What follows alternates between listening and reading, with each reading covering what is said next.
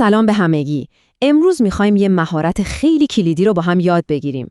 چطور با هوش مصنوعی جوری حرف بزنیم که دقیقاً منظورمون رو بفهمه و همون جوابی رو بهمون بده که دنبالشیم. میدونم حتماً برای شما هم پیش اومده. از هوش مصنوعی یه سوال ساده میپرسید، اما جوابی که میگیرید خب یا کاملاً بی ربطه یا بی معنیه یا اصلاً یه چیز عجیب و غریبه.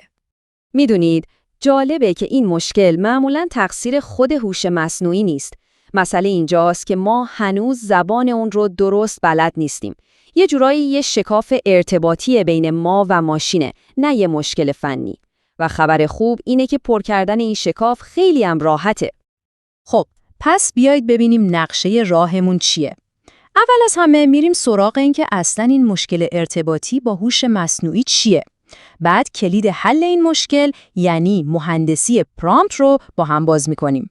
یاد میگیریم چطور ذهن هوش مصنوعی رو تنظیم کنیم، با چند تا تکنیک خفن آشنا میشیم و آخر سر هم یه نگاهی به آینده میندازیم، یعنی دنیای ایجنت‌های هوشمند. خب، بریم سراغ قسمت اول، مشکل ارتباطی با هوش مصنوعی.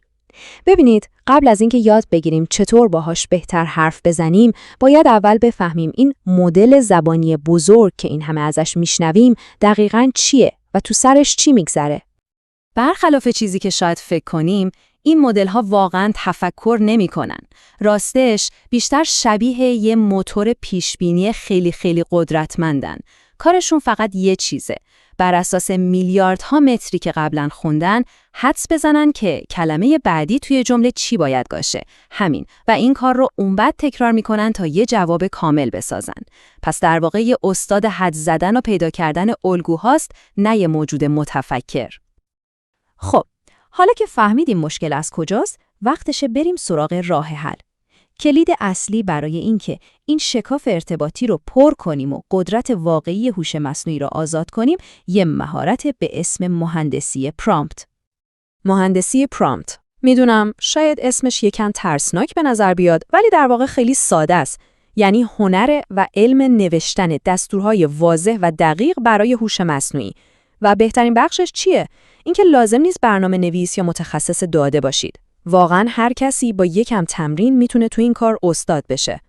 خیلی خوب. حالا بریم سراغ قسمت جذاب ماجرا. میخوایم با پنل کنترل هوش مصنوعی یکم کار کنیم. شاید تا حالا نمیدونستید، ولی شما میتونید ذهن هوش مصنوعی رو برای کارهای مختلف تنظیم کنید. یعنی میتونید تصمیم بگیرید که خلاق باشه یا دقیق. بیایید ببینیم چطوری. یکی از مهمترین تنظیماتش چیزیه به اسم دما یا temperature. این رو مثل یه دکمه ولوم خلاقیت در نظر بگیرید. اگه جوابهای دقیق و مبتنی بر واقعیت میخواید، مثلا برای خلاصه کردن یه متن علمی، دما رو میارید پایین. ولی اگه دنبال ایده‌های نو و خلاقانه هستید، مثلا میخواید یه شعر بنویسه، کافیه دما رو ببرید بالا. به همین سادگی. خب، حالا که میتونید خلاقیت هوش مصنوعی رو کم و زیاد کنید، وقتش جعبه ابزارمون رو با چند تا تکنیک خیلی قدرتمند پر کنیم. این تکنیکا بهتون کمک میکنن دقیقاً همون جوابی رو که تو ذهنتونه بگیرید. یکی از ساده ترین و در عین حال مؤثرترین روش‌ها اینه که به هوش مصنوعی مثال نشون بدید. درست مثل وقتی که به یه نفر یه کاری رو یاد میدید. میشه ازش یه چیزی رو بدون هیچ مثالی بخواید که بهش میگن زیرو شات، یا اینکه یه دونه مثال بهش بدید که میشه وان شات. ولی برای کارهای پیچیده تر اگه چند تا مثال بهش بدید، یعنی فیو شات، هوش مصنوعی الگو رو خیلی بهتر یاد میگیره و جوابهای فوق‌العاده دقیق تری بهتون میده. یه تکنیک خیلی باحال دیگه پرامپت نقشدار یا رول پرامپتینگه.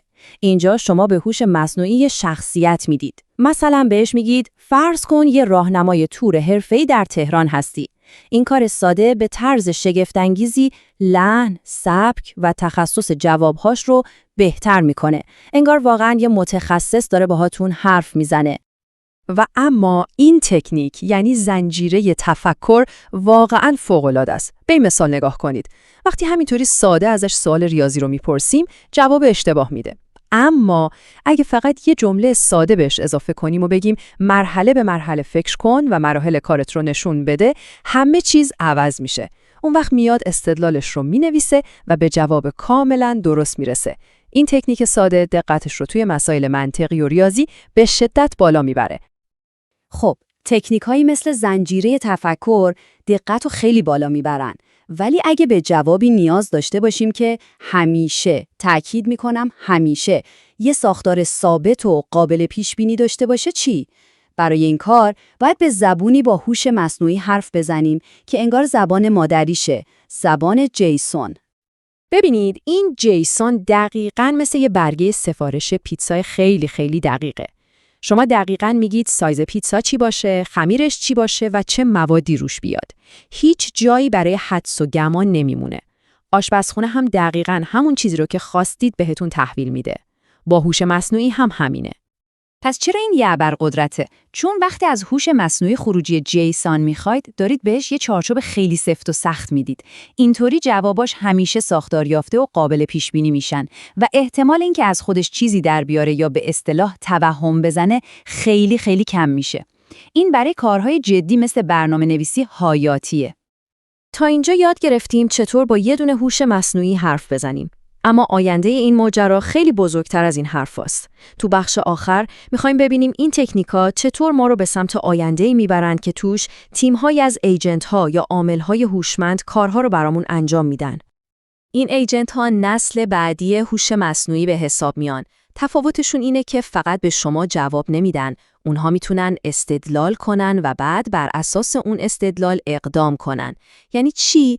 یعنی میتونن از ابزارهای دنیای واقعی مثل وبسایت‌ها یا اپلیکیشن‌ها استفاده کنن تا یک کار واقعی رو برای شما انجام بدن. مثلا براتون بلیت هواپیما رزرو کنن یا بهترین قیمت یه محصول رو تو کل اینترنت پیدا کنن. ولی خب این خودش یه چالش بزرگ جدید درست میکنه. چطور میشه کاری کرد که این همه ایجنت و مدل و ابزار مختلف که هر کدوم ساز خودشونو میزنن بتونن با هم حرف بزنن و همکاری کنن بدون یه زبان مشترک که هرج و مرج میشه؟ تا همین چند وقت پیش وضعیت دقیقاً همین هرج و مرج بود. برای اینکه هر دو تا ابزار با هم حرف بزنن باید یه راه ارتباطی مخصوص براشون ساخته میشد. یه کار خیلی سخت و غیر ممکن در مقیاس بزرگ. اما یه استاندارد جدید به اسم MCP یا پروتکل زمینه مدل اومده که داره کل این بازی رو عوض میکنه و این شبکه درم پیچیده رو به یه سیستم منظم تبدیل میکنه. MCP رو اینجوری تصور کنید. انگار که USB-C دنیای هوش مصنوعیه. یه استاندارد جهانی که باعث میشه هر ایجنت، مدل یا ابزاری بتونه به راحتی به بقیه وصل بشه و باهاشون حرف بزنه. یه جورایی زبان مشترک همشونه. و این استاندارد وقتی در کنار ابزارهایی مثل ADK گوگل برای ساخت ایجنت ها قرار میگیره، داره یه اکوسیستم کاملاً جدید رو شکل میده. یه اکوسیستم که توش هوش‌های مصنوعی مختلف میتونن با هم و با دنیای واقعی ما ارتباط بگیرن و برای حل کردن مسائل واقعاً بزرگ و پیچیده با همدیگه همکاری کنن. خب، پس بیایید یه جمع‌بندی سریع بکنیم. نکته اصلی اینه که با یاد گرفتن چند تا مفهوم کلیدی که امروز با هم دیدیم، مثل مهندسی پرامپت، تنظیم دما و تکنیک‌هایی مثل زنجیره تفکر، شما دیگه یه کاربر معمولی نیستید. شما تبدیل میشید به یه همکار حرفه‌ای برای هوش مصنوعی، کسی که میتونه اون رو کارگردانی کنه و پتانسیل واقعیش رو آزاد کنه.